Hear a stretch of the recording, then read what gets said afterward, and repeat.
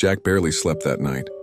Every creak of the diner walls, every scrape of branches against broken glass set his nerves on edge. The kid's terrified voice clung to him, repeating in his head, "Please hurry, they're coming back." At dawn, he and Daisy moved east, following the broken road toward the foothills.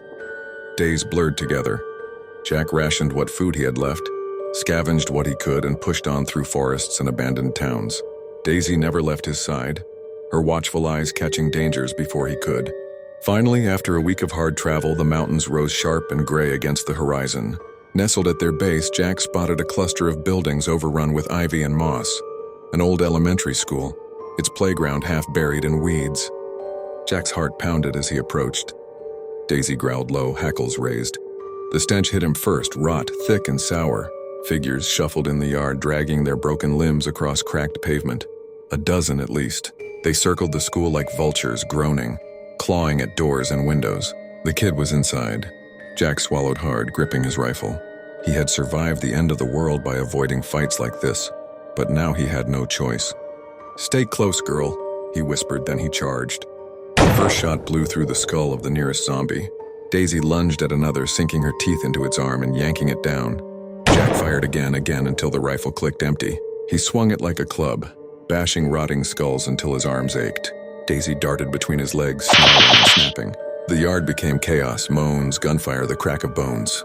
When the last corpse hit the ground, Jack collapsed to one knee, chest heaving. Daisy licked blood from her muzzle, tail wagging weakly. Together they staggered toward the school. "Kid," Jack shouted, pounding on the door. "It's Jack Mercer, I'm here!" For a moment, silence. Then the sound of something heavy sliding back. The door cracked open, and there, standing in the shadowed hallway, was a girl. No older than 9. Dirt streaked her face, her clothes torn, but her eyes, bright, terrified, and alive, locked onto his. You're real," she whispered. Jack's throat tightened. He dropped his rifle and crouched low. "Yeah, kid, I'm real. You're safe now." Daisy wagged her tail, trotting forward to sniff the girl's hand. The child giggled softly, the sound like sunlight in a world that had forgotten warmth. Jack felt something shift in his chest, something he thought he'd buried with his family. Hope. "Come on," he said, standing tall again. "We've got a long road ahead of us.